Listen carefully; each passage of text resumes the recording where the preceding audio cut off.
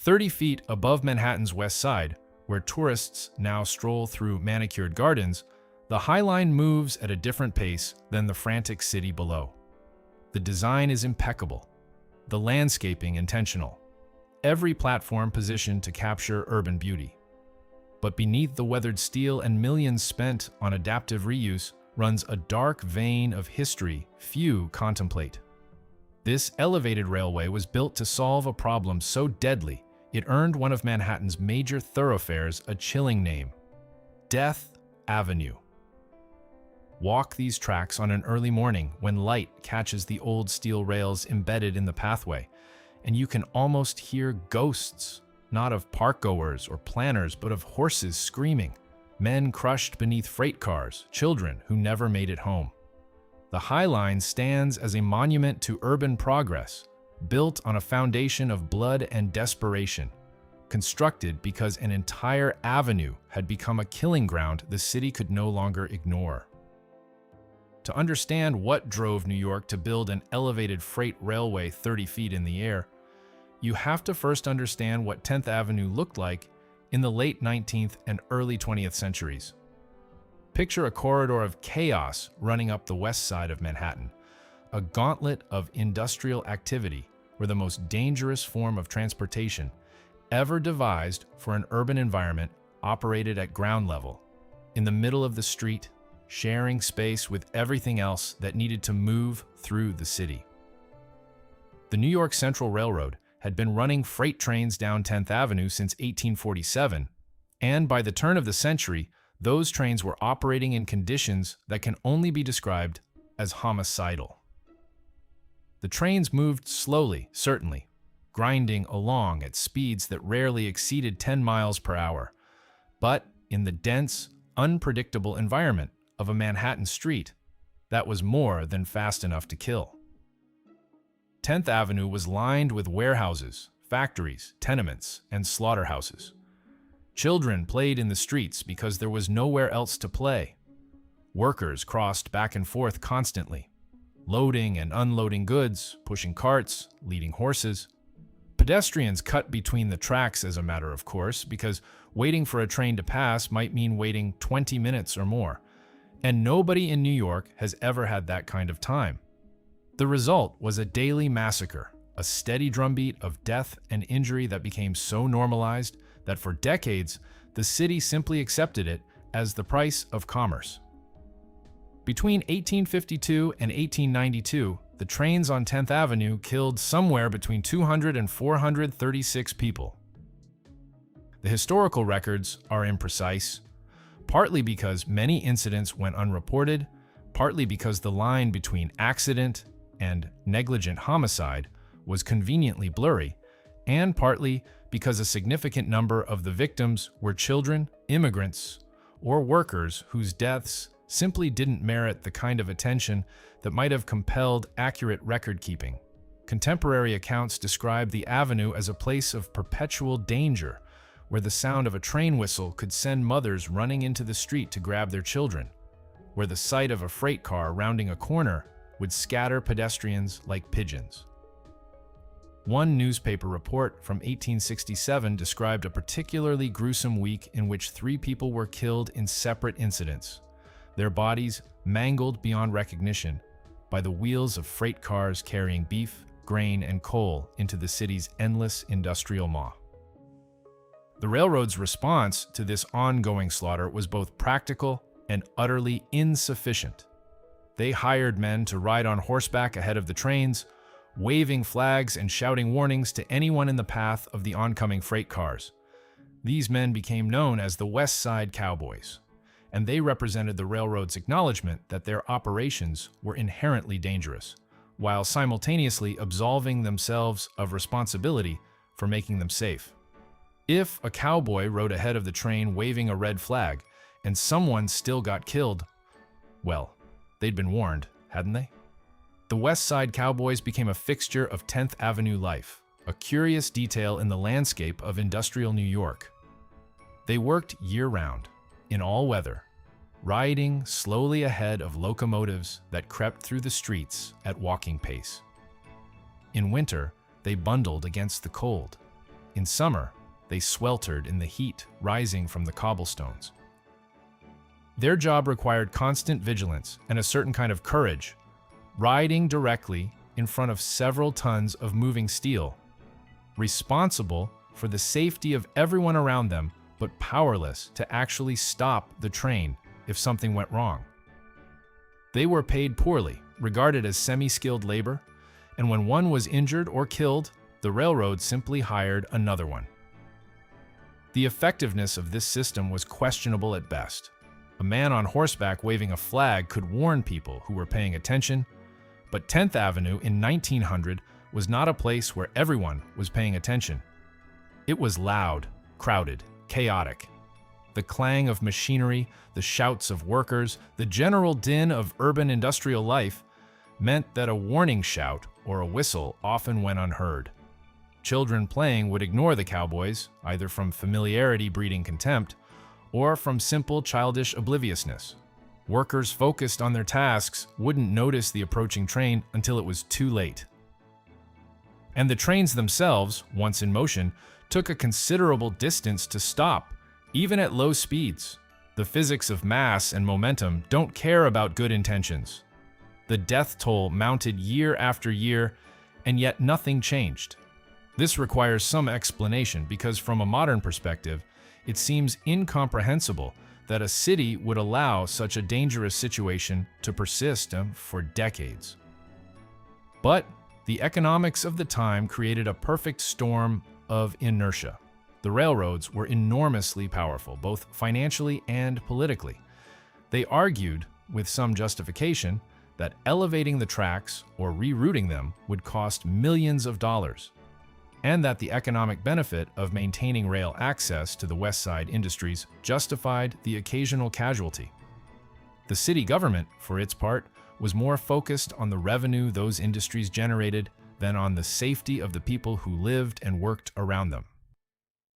Meanwhile, the people dying on 10th Avenue were predominantly from the lower classes, the kind of people whose deaths didn't generate much political pressure for change. Immigrants, laborers, children from tenement families, these were not constituencies with significant power in Gilded Age New York. When a wealthy merchant's son was killed on 10th Avenue in 1886, it made the front page of the newspapers and generated calls for reform. When a stevedore's daughter was crushed 2 weeks later, it merited 3 lines in the back pages. The death of privilege sparked outrage. The death of poverty sparked statistics.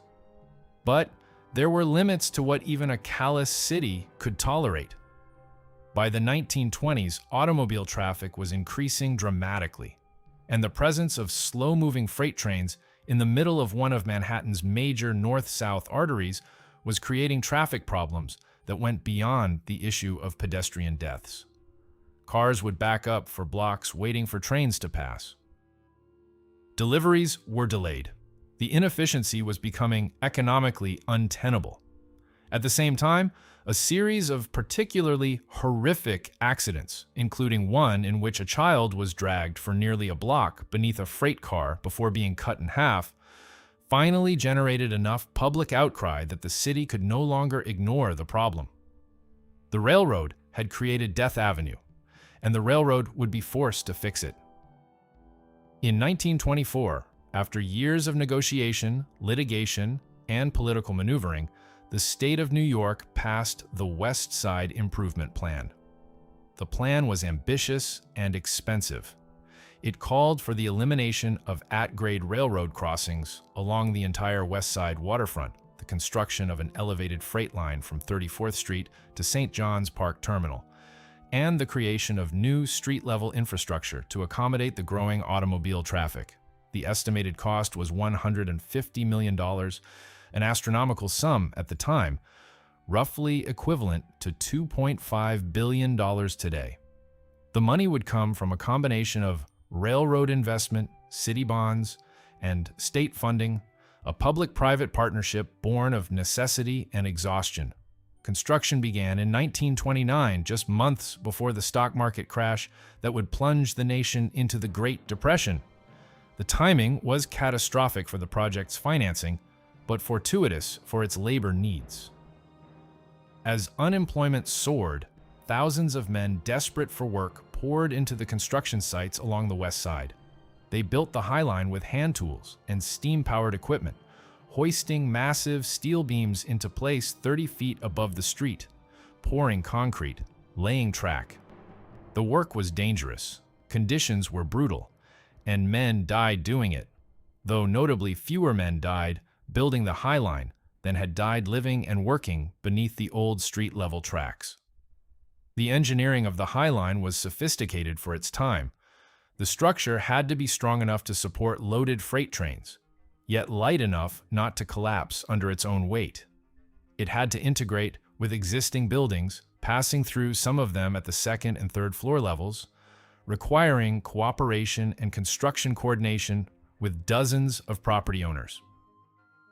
The elevated railway included loading docks built directly into the upper floors of warehouses and factories, allowing freight to be unloaded from train cars directly into buildings without ever touching street level. This wasn't just a safety improvement. It was a logistics revolution for the industries of the West Side. The High Line opened to rail traffic in 1934, and for the next several decades, it functioned exactly as designed. Freight trains carrying meat from the meatpacking district, produce from the industrial piers, manufactured goods from Chelsea factories, all of it rolled along the elevated tracks, 30 feet above the street that had once been the most dangerous avenue in Manhattan. The Westside Cowboys were retired. Their services were no longer needed. 10th Avenue, now rechristened in many sections but still carrying its grim legacy in local memory, became just another street. The death toll dropped to nearly zero. The High Line's peak years coincided with the peak of American manufacturing and the height of New York's role as an industrial powerhouse.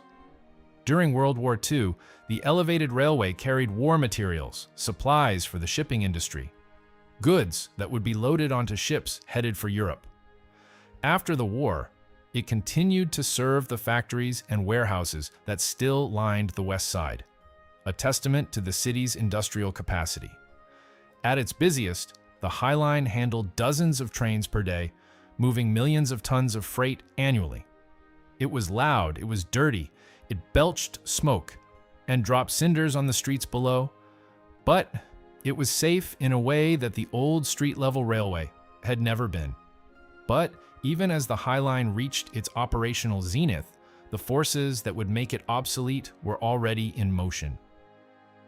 The rise of interstate trucking, the decline of New York's manufacturing base, the shift of shipping operations to container ports in New Jersey, all of these trends were undermining the economic rationale for rail freight in Manhattan. The High Line was a solution to a 1920s problem, brilliantly executed but increasingly irrelevant to the realities of post-war American commerce.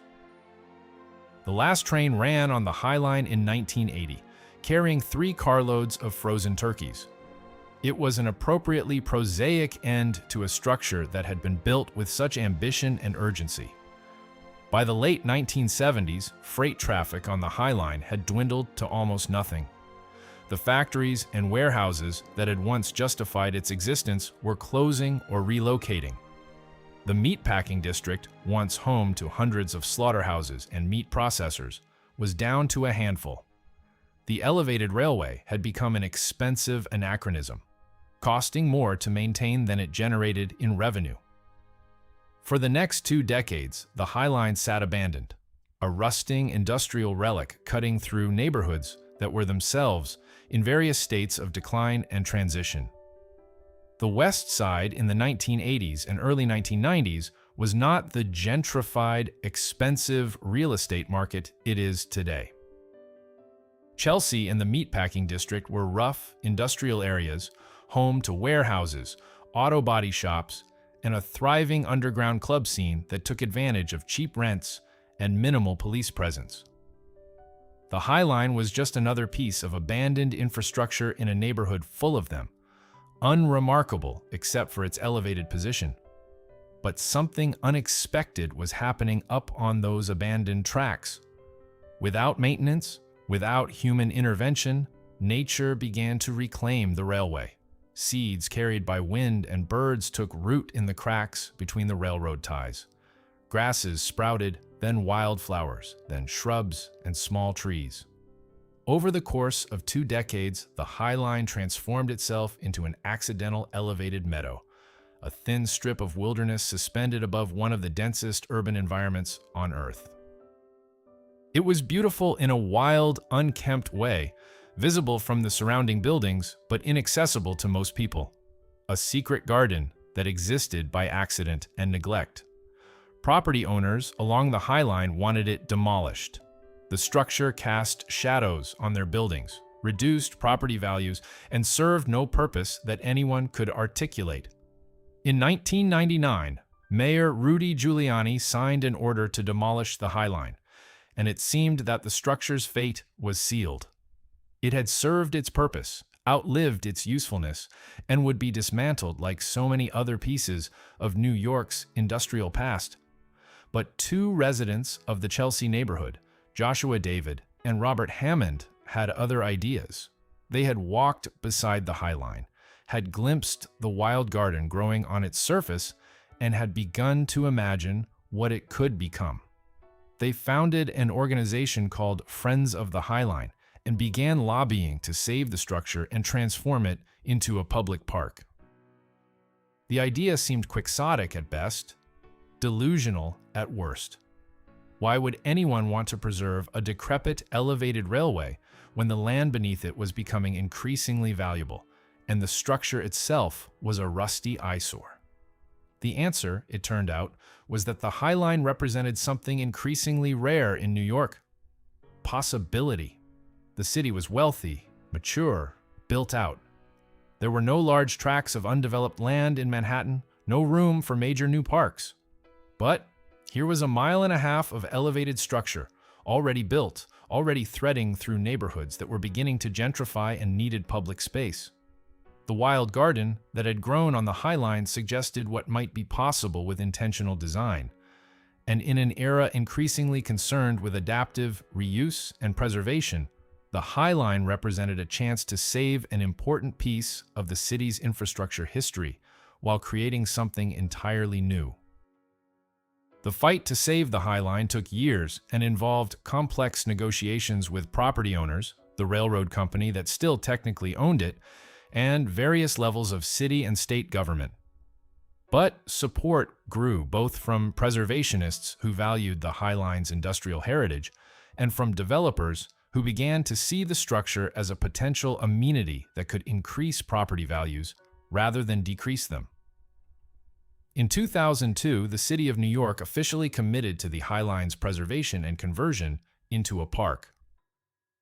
The design competition for the High Line attracted proposals from around the world, and the winning design by landscape architecture firm James Corner.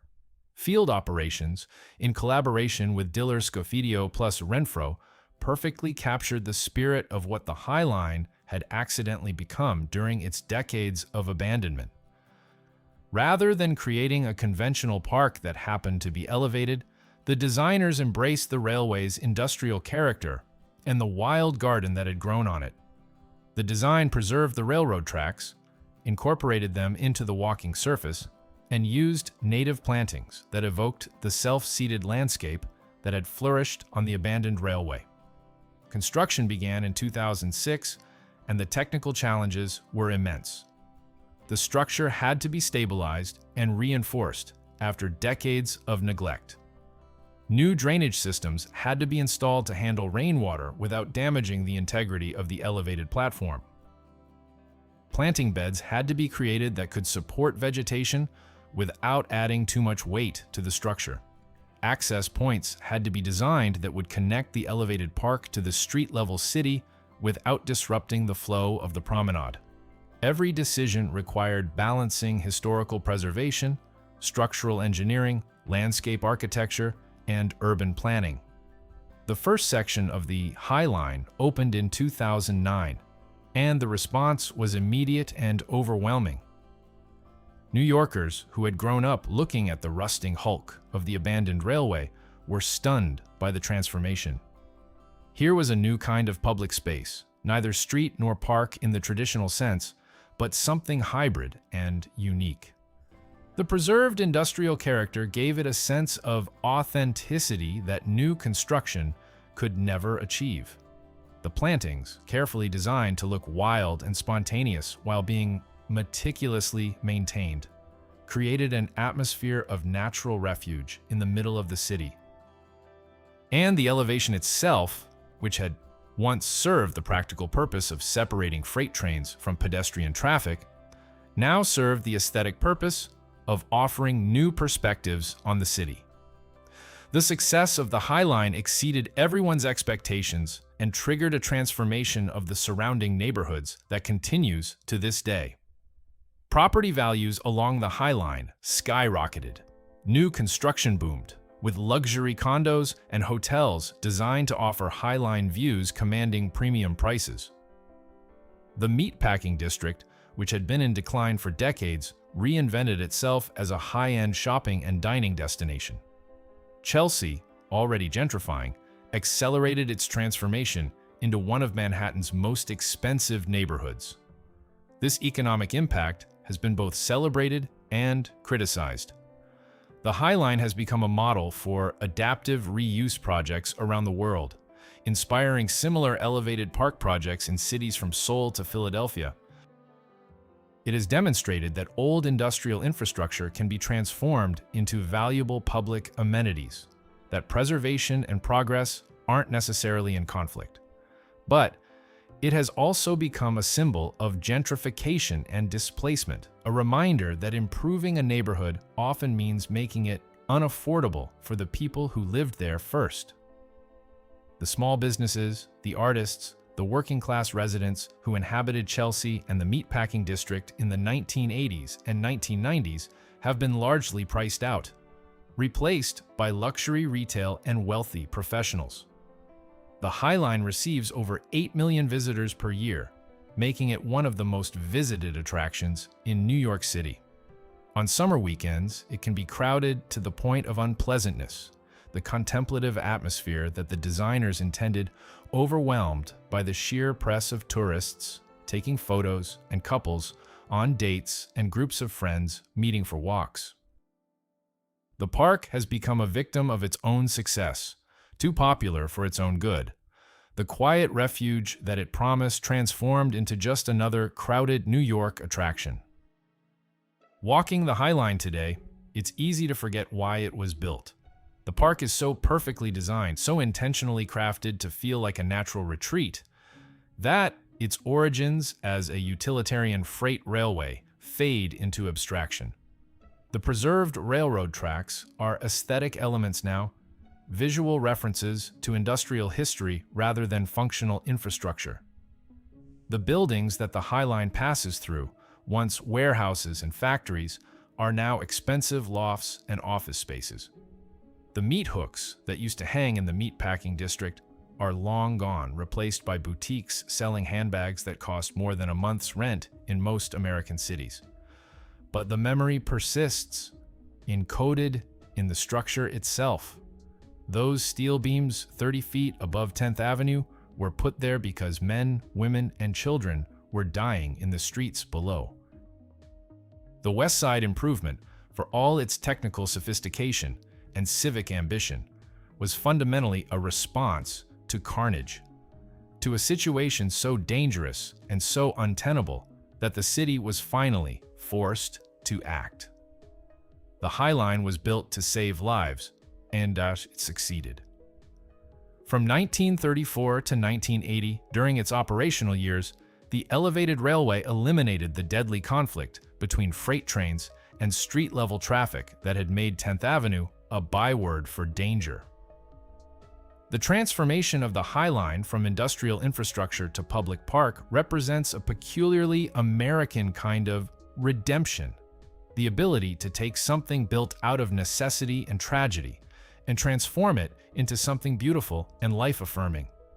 But that transformation also risks sanitizing the history, turning a story of industrial violence and civic failure into a feel-good narrative about adaptive reuse and urban renewal.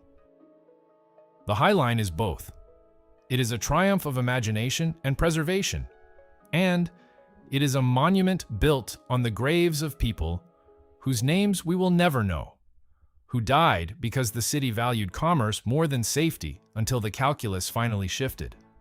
The High Line stretches from Gansevoort Street to 34th Street, and if you walk its entire length at a steady pace, it takes about 30 minutes. It's a beautiful walk, particularly in early morning or late evening when the crowds thin and you can move at your own pace. The designers created variety and surprise along the route. Sections with dense plantings that block the city views, sections with open vistas, sections with seating arranged for contemplation, sections with performance spaces and art installations. The northern section, the last to open, includes the spur, a cantilevered observation deck that extends out over 10th Avenue, offering views north and south along the avenue that used to be called Death Avenue.